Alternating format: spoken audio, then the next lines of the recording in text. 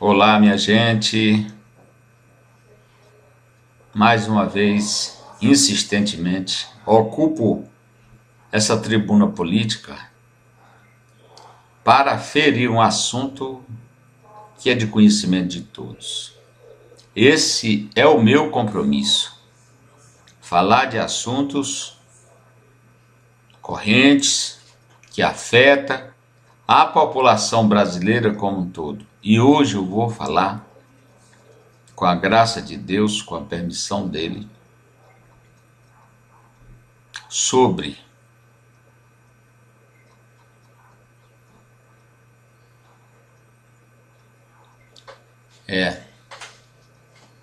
mortos e aleijados no trânsito.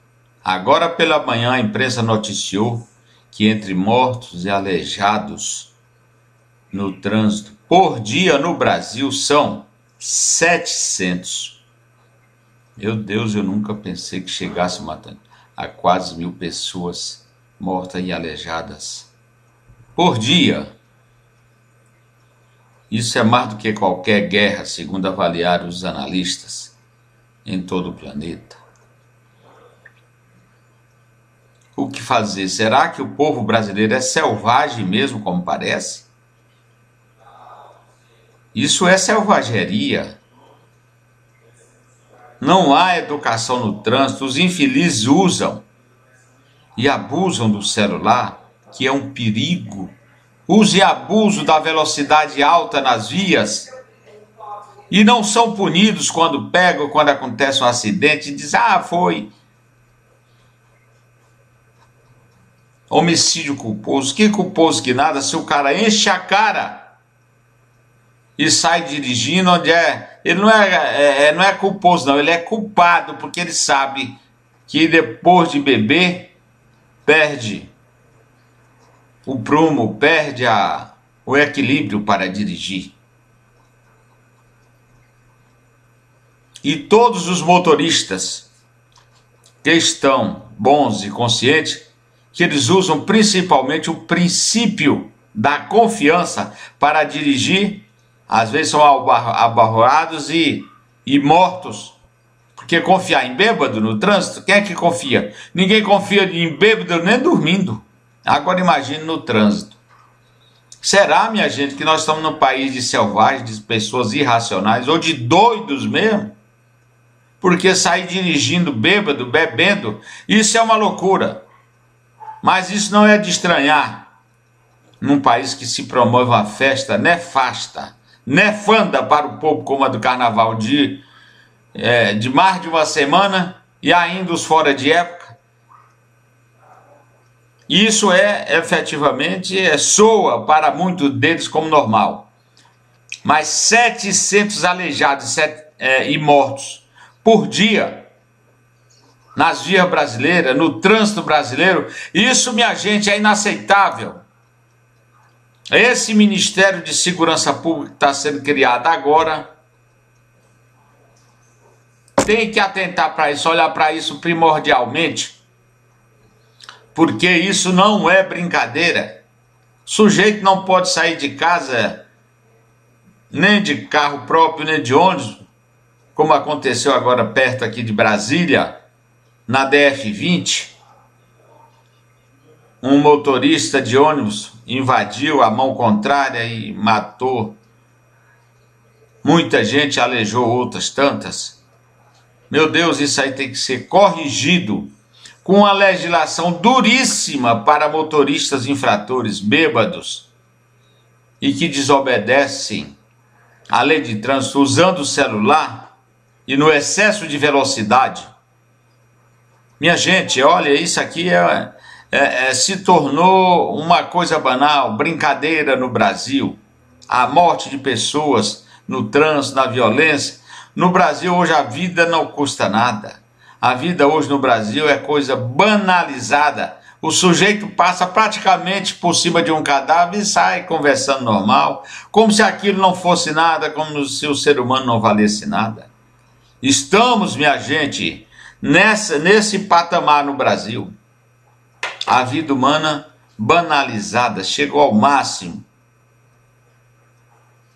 nos presídios as guerras de facções matando e oprimindo, agora já chegam nas ruas do Brasil como um todo. E a população ordeira, trabalhadora, submetida ao medo, ao terror, à intimidação. Como superar isso? Essa é uma missão que eu acredito que esse novo Ministério de Segurança Pública, o senhor ministro que está sendo nomeado, tem uma responsabilidade muito grande, porque nós temos que cortar esse mal pela raiz. O Brasil nunca viu isso na sua história. E nós temos que superar isso de imediato. Agora não pode ser com pão de ló para marginal, não. Marginal tem que ter a reprimenda, a punição que merece, porque eles são escória da sociedade. Então tem que ser banidos mesmo. A nossa legislação penal tem que ser agravada para que os marginais tenham pelo menos o mínimo de temor. Porque com a legislação que nós temos aí penal, ela é insustentável. É de muitas décadas atrás. A pena máxima de 30 anos no Brasil é muito pouca. Isso foi para quando a expectativa de vida no Brasil era de 35 anos. Então hoje nós temos que ter a pena máxima aí de 90 anos. É o mínimo que se pode fazer para intimidar esses infelizes que se desviam e passam a aterrorizar as famílias, os pais de família, na sua própria comunidade. Hoje eu vi uma senhora na televisão pedindo socorro lá no Rio de Janeiro. Socorro, socorro, socorro. Meu Deus, a que ponto chegou aquele povo debaixo de bala, debaixo de tiroteio, debaixo de intimidação? O que fazer? Para onde? Nem o bispo pode se queixar, porque ele não tem solução para o caso, não existe temor a Deus também. Essa é a realidade. Nós no Brasil já ultrapassamos os limites da ética e da moral e da lei. Nós estamos vivendo praticamente em um ambiente selvagem, primitivo, onde a violência tem campeado de todas as formas e destruído a vida de famílias e famílias e famílias. Agora veja, agora mesmo depois da intervenção na segurança pública do Rio de Janeiro, já mataram policiais. Ontem mesmo mataram um menino, um pré-adolescente de 10 anos. E assim estamos caminhando. Quem consegue caminhar, mas outros estão tombando de bala perdida ou dirigida, de qualquer forma, são balas assassinas. De forma que nós temos que encarar a resolução desse problema. O problema da violência no trânsito e o problema da violência pessoal nas ruas dos marginais, que já está afetando, já afeta o Brasil como um todo, já intimida. O sujeito não pode ter seu negócio na cidade porque é assaltado todo dia. Não pode explorar uma chácara, uma fazenda próximo da cidade, ou mesmo longe, porque é assaltado também. É surpreendido com tiros de fuzis AK-47, AR-15 e outras armas perigosas, privativa das Forças Armadas. Meu Deus, onde chegamos? Onde chegamos e para onde vamos? Essa é a pergunta que se faz e está por conta das autoridades municipais, estaduais e federais.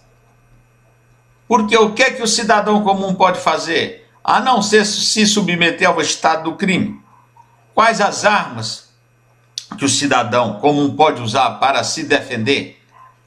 No trânsito não tem nem como, no piscar de olho já foi, morreu. E nas ruas da mesma forma, são pessoas armadas, mostrando fuzis, pistolas e tudo mais. De forma que eu abordei esse assunto aqui primordialmente para falar da mortandade e dos aleijados no trânsito brasileiro, no trânsito, nas ruas, nas estradas municipais, estaduais e federais.